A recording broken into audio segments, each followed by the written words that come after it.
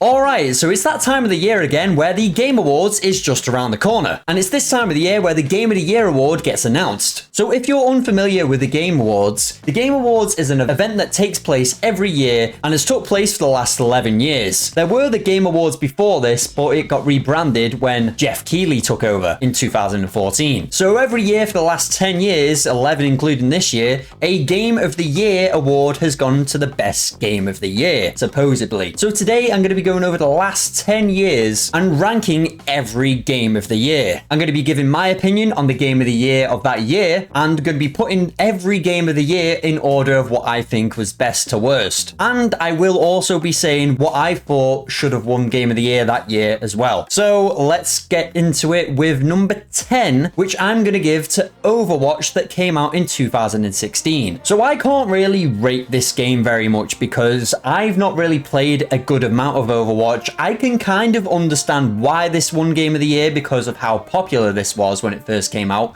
But bear in mind, you can't even play this game anymore. You have to play Overwatch 2 because it's kind of been like overwritten. But remember, this is a year where other games such as Doom, Uncharted 4, No Man's Sky, yeah, I can't say No Man's Sky at the time. That was a piece of crap. I know it's good now, but you know, at the time, yeah, fair enough. Dark Souls 3 came out, Final Fantasy 15, Pokemon Go, don't know if that qualifies, but remember how big that game was, and there is other games as well. So personally, I'm putting this last in my list of Game of the Years because number one, I'm not really a multiplayer fan anymore. I like multiplayer games, but I don't really play them as much anymore. I can understand why this won because of how popular it was, but at the same time, my Game of the Year probably would have been Dark Souls 3. But in 10th place, we're giving it to Overwatch. In 9th place, I'm giving it It Takes Two. People are going to be shouting at me right now. But hear me out. Just compared to the other Game of the Years that they're going to be mentioning later on, I feel like this is just a bit more down the slope. I haven't played It Takes Two, so I can't really,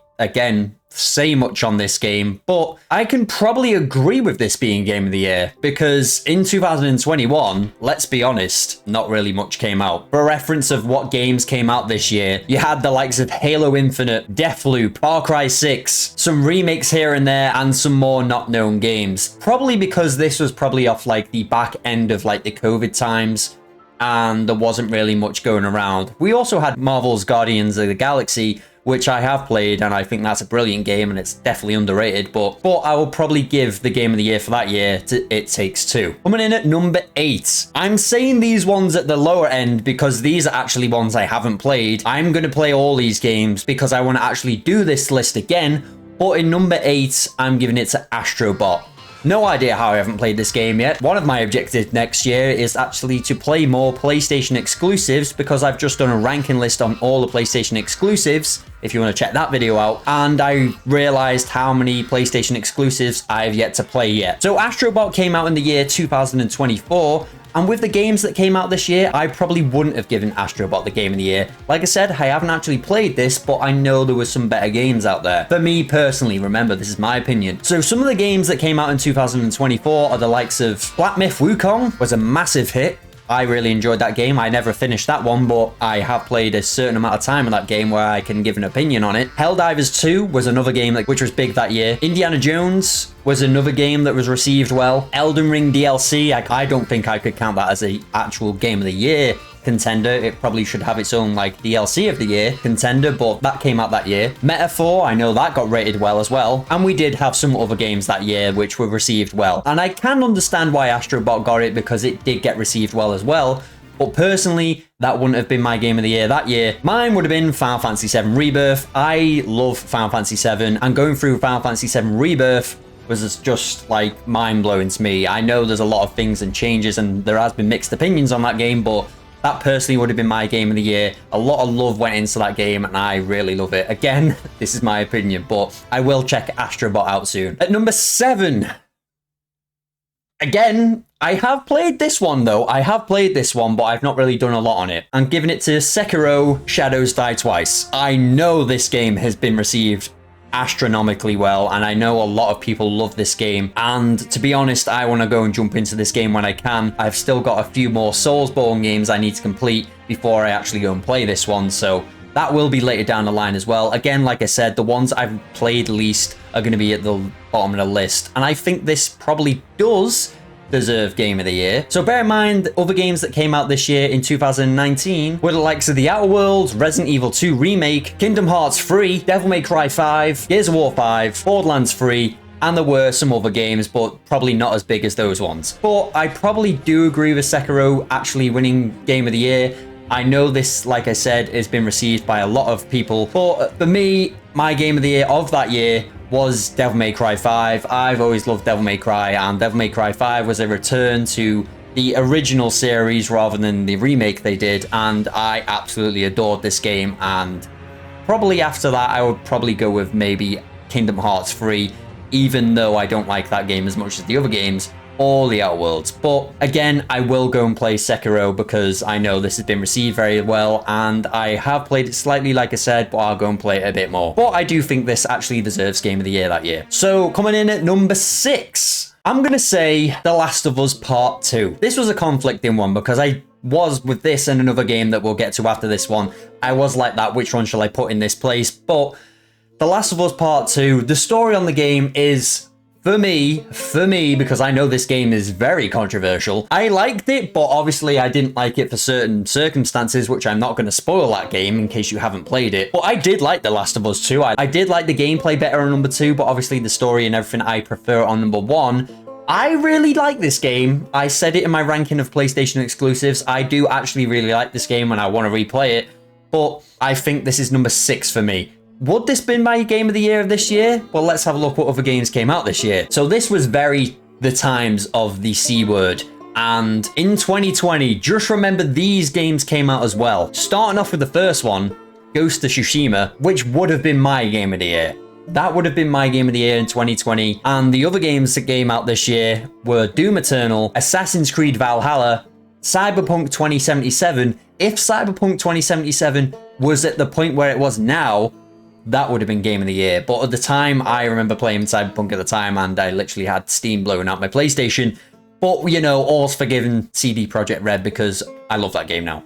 And that would have been my Game of the Year. But my Game of the Year that year would have been Ghost of Tsushima. So I don't agree with Last of Us Part 2 being Game of the Year in 2020. But I still like the game. Coming in at number 5, Dragon Age Inquisition. This is one of the games where I've played more. And I feel like I had such a good time with this. This was my first Dragon Age game. I never played number 1 and 2. And I really enjoyed this game at the time. And with the other games that came out this year, I think this one stood out to me the most. And personally, I think this did deserve Game of the Year. Personally, I know a lot of people prefer the older games compared to Dragon Age Inquisition. Let's not talk about the new one. But for reference, other games that came out this year were Assassin's Creed Unity, Wolfenstein: The New Order, Shadow of Mordor, Far Cry 4, Infamous Second Son. Really enjoyed that game, by the way. Titanfall, Alien Isolation, The Sims 4. I didn't realize that came out that year, but that as well. There was quite a few big games that came out that year, but for me, I think Dragon Age Inquisition just stood out for me the most that year. And it's one of those games where I haven't played a proper RPG in a while. I say proper RPG, don't throw pitchforks at me, but I really did enjoy that game that year. So coming in at number 4, Baldur's Gate 3. Now don't hate me, 4 is still a good number. It's just I've not played this as much as others. This is another game where I've yet to play a lot of this. I've played this game, by the way. I have played this game. I've only played a couple of hours of this. You know, I think I played the free trial you could at the time. You got like 2 hours free trial on PlayStation. I played this. I don't know, for some reason, it's like a top-down sort of looking game. And I know why this game has been received so well, because the amount of stuff you can actually do on this game is pretty impressive.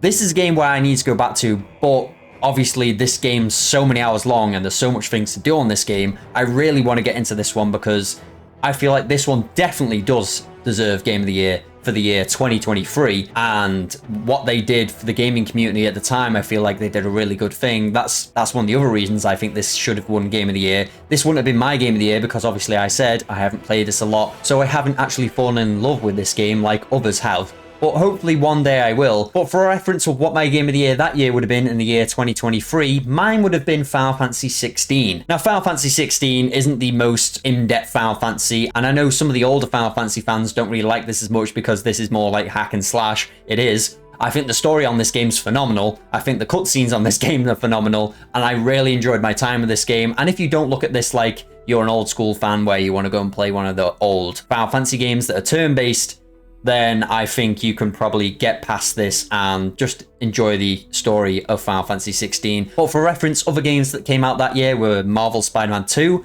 great game, not as good as the first one in my opinion, Tears of the Kingdom, Resident Evil 4 Remake, Lies of P, which I know another game that's been received very well, Jedi Survivor, and there is a list of other games where I could name them off, which are quite big as well. But I do think Baldur's Gate 3 should have won Game of the Year that year because I've seen so much on that game and how much it's done for the community of gaming, and I really do think that should have received Game of the Year that year. Coming in at number 3, and this is also a game I haven't played like an astronomical amount. I've played it quite a lot, probably about 20 hours or so. Breath of the Wild. The only reason I'm putting this at number 3 is because I've enjoyed Breath of the Wild, but I've yet to complete it. I've tried to play this game 2 or 3 times through the actual story. I think I've got like, I want to say halfway through the story about 3 times. I've done so many of the obstacles you actually have to do to actually then go and fight the end boss, which I'm not going to spoil anything. I kind of know what happens in this story because it's hard to avoid spoilers on the internet these days, but I do understand why this game actually won Game of the Year. I 100% agree with this game winning Game of the Year in 2017. Just remember, this is a Nintendo Switch game, which didn't have much power compared to the PlayStation 4 and the Xbox One at the time, and this managed to deliver. This game was just a real breath of fresh air. I'm not going to say that again. No more puns. But I do agree with this being Game of the Year. It's a very fun game, and I understand why a lot of Zelda fans loved this game at the time. But just for reference, in 2017, the other games that came out, which might have won Game of the Year, maybe, you had Horizon Zero Dawn, Mario Odyssey, Resident Evil 7, Assassin's Creed Origins, Destiny 2, Neo, and there were some more.